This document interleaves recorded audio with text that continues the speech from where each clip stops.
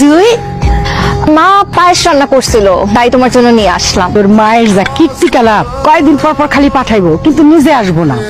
এমন করে বলো না চাচি, তুমি নিজেও তো যাও না বাসায়। যাবো।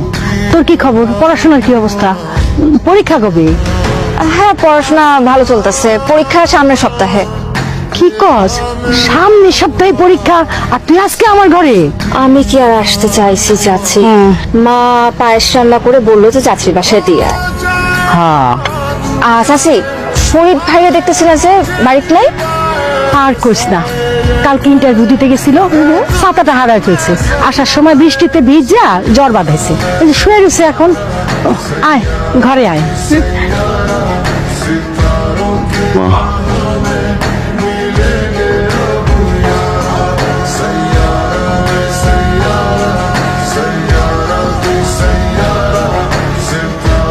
ঘুমাইছো?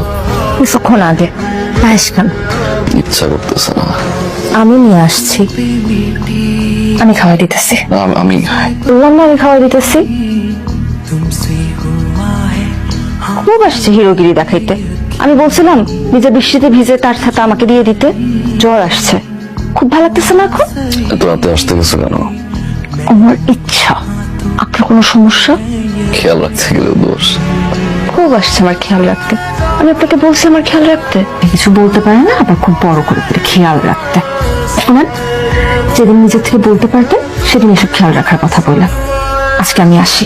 সত্যি নিজে আপনি আসবেন না? উঠুন, আমাকে গেট পর্যন্ত আগায় দিবেন। খুব বহিস একটা।